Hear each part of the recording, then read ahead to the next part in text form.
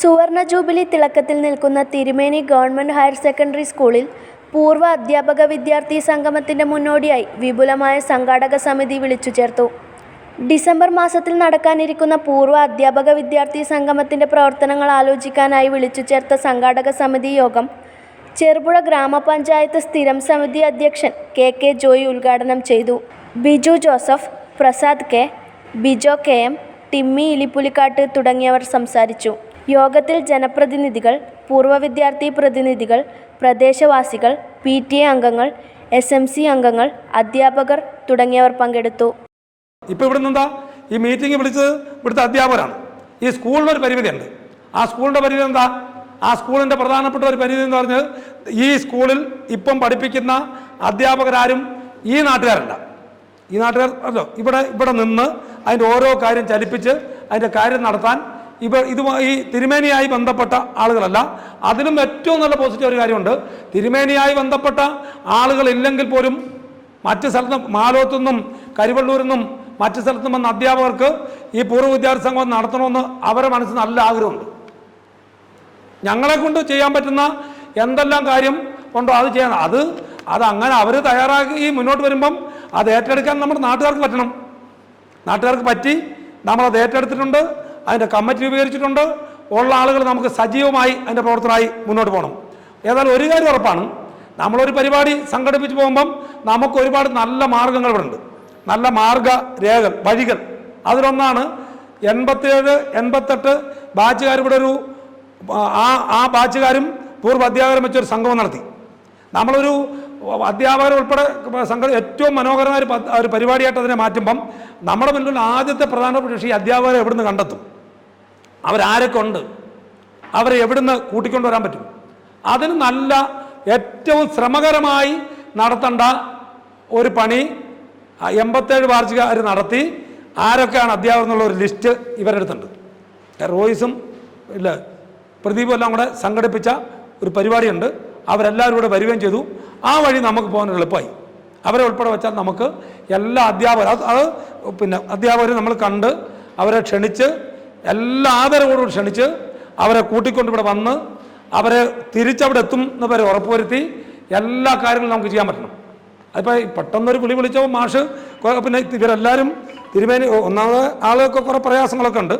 ആ പ്രയാസങ്ങൾക്കും പണിയും വിഷമൊക്കെ ഉള്ളപ്പോൾ ചിലപ്പോൾ മതി. പക്ഷെ ഒന്നുകൂടെ ഗൗരവത്തിൽ വിളിച്ചാൽ ഈ നാട്ടിലെ ആളുകൾ വരും.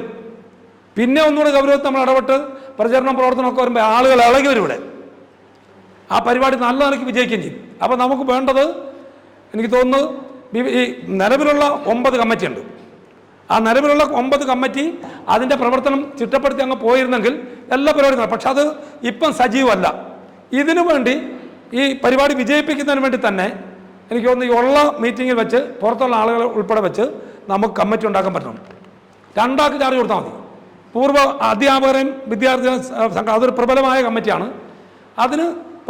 അതിൻ്റെ പൂർവ്വ വിദ്യാർത്ഥി സംഗമത്തിൻ്റെ ചെയർമാൻ ശ്രീനിവാസനും പ്രദീപും കൺവീനർ ശ്രീനിവാസനാണ് അല്ലേ.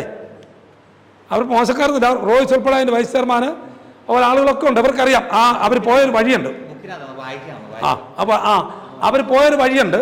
ആ വഴി ലാസ്റ്റ് വായിക്കാം. പക്ഷേ ആ വഴി തന്നെ പോയാൽ എത്ര അധ്യാപകരുണ്ടെന്നും ആരൊക്കെ വരുമെന്നും അതിനപ്പുറത്ത് സമരം ഇടപെടേണ്ടത് മറ്റേതെല്ലാം ബാച്ച് ഇതിനുള്ള ബാച്ചുണ്ടല്ലോ ആ കുട്ടികളെ കണ്ടെത്താനും അവരും വരാനുള്ള ഇടപെടൽ നടത്തിയാൽ നമ്മൾ ആ ഗ്രൂപ്പ് ഒരു 2-3 ദിവസം കൊണ്ട് സജീവമാകുന്നൊരു നില വന്നാൽ ആളുകളിലേക്ക് കുറേ ഈ സന്ദേശത്തും നല്ല നിലയ്ക്ക് ആളുകളിലേക്ക് ഈ സന്ദേശത്തും. ഇവിടെ ആലോചിച്ചെടുക്കേണ്ട ഒരു തീരുമാനം നമ്മൾ പരിപാടി ഇപ്പം നടത്താൻ